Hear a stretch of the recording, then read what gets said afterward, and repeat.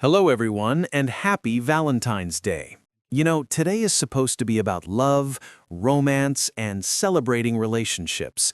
But when we look at Prince Harry and Meghan Markle this Valentine's Day, what we're actually seeing is something very different. We're seeing a couple that appears trapped, miserable, and according to sources, living in what can only be described as an emotionally toxic situation. I'm here today to break down exactly what's going on behind the closed doors of their Montecito mansion, and trust me, it's not pretty.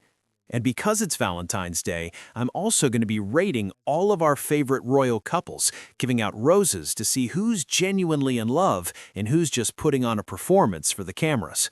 So let's start with the most miserable duo in Montecito, Prince Harry and Meghan Markle. And I have to be honest with you, I'm only giving them half a rose this Valentine's Day. Half a rose. Why? Because what we're witnessing is not genuine love, it's a performative relationship that serves Meghan's brand and keeps Harry trapped.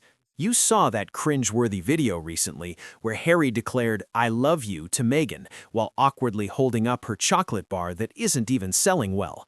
Did you notice something? Meghan never says, "I love you" back. Never. It's always, "that man loves me so much," or "he adores me," but you never hear her reciprocate that affection naturally. Think about it. When someone you love says, "I love you," what's your natural response? You say it back immediately, right? It just flows. But with Meghan, there's this calculated pause, this performance. She walks away with her chocolate bar, making sure the camera catches her good side. And here's what really tells the story. Whenever they kiss in public, it's always positioned so that her face is visible to the camera. She does that thing where she cups his face, just like in that Friends episode where Susan Sarandon tells Joey it's not about affection, it's about making sure the camera centers on her face. Everything is about Meghan's image, Meghan's brand, Meghan's positioning. According to recent reports from the New York Post, Harry's life in Montecito is absolutely miserable. He's essentially a prisoner in that house. He barely leaves except to see his friend Nacho Figueres. He has no other friends of his own. They've all been cut off, one by one.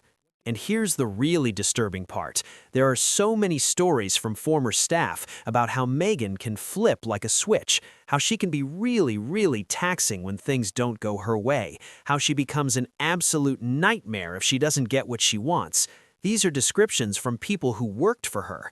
Can you imagine what it's like being married to someone like that? I have no issue saying this now. Meghan Markle is an emotionally abusive woman. She is a bullying woman. The evidence is overwhelming. Harry always looks nervous when she approaches. He's walking on a tightrope every single day, never knowing which way things are going to go. Maybe that's why Harry is always barefoot these days. Perhaps Meghan can't trust him with shoelaces. I'm half joking, but he genuinely does look like a man who's lost his freedom, his identity, his family, and his happiness. Now, some people ask, should we have sympathy for Harry because he's dealing with an emotionally abusive partner? And here's my answer. No, absolutely not.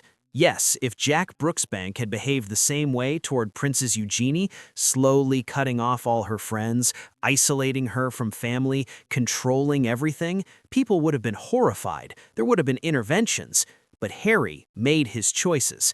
He chose to attack his family repeatedly. He chose to betray his grandmother, the Queen, in her final years. He chose to humiliate his grandfather, Philip.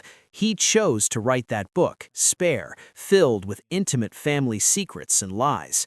Meghan ghosts people when she's done with them, her father, her friends, her staff. But Harry? Harry comes back for blood, over and over again. I believe Harry has always been a toxic person. Much like Prince Andrew, I think the palace did an exceptional job covering up a lot of his bad behavior over the years. So no, I don't have sympathy for Harry. I think deep down, he's just as nasty, if not nastier, than his wife. Maybe you end up with who you deserve. That's what I believe. And right now, Harry and Meghan deserve each other.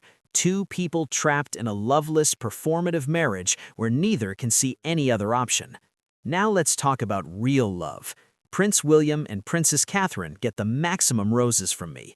5 roses, and if I could give them 10, I would. You know what's beautiful about their relationship?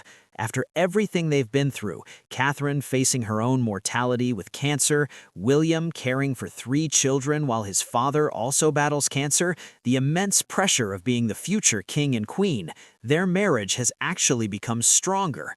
They've been together since they were teenagers. We've watched their relationship evolve and mature. And here's the difference. When you see them together, it's not performative, it's not staged, it's just protective, sweet, and genuine. You can see it in the way they look at each other, the way William has become even more affectionate with Catherine, perhaps caring less about the cameras. It's the natural touch, the genuine smiles, the way they support each other. These two have been through everything together under the watchful eye of the world's media. Not many high school sweethearts make it to this stage with teenagers of their own, but they have, and they're more in love than ever. That's a real royal love story. Now, the most controversial couple, Prince Andrew and Sarah Ferguson. I'm giving them 5 roses, but not because it's romantic. These two are literally partners in crime, and I mean that literally now, don't I? They loved each other, yes, but they also enabled each other's worst instincts. They enjoyed the trappings of royal life, used their positions for personal gain, and made terrible decisions together. They're codependent in the worst way. I'm not even sure their separation is real. I think they're just trying to save public face. But there is something that's always drawn them together, that mutual lust for the wrong things, that shared greed and pompousness. So this Valentine's Day, remember that real love isn't performative. It isn't about camera angles and brand deals. It's about genuine partnership, mutual respect, and growing stronger together through difficult times. Harry and Meghan might post their perfect photos and staged videos, but behind closed doors, the reality is very different. And that's the truth they can't escape, no matter how much chocolate they try to sell. If you found this analysis interesting, please subscribe and hit that notification bell. And whether you're single or in a relationship today, remember, being alone is better than being in a toxic, emotionally abusive situation. Happy Valentine's Day, everyone.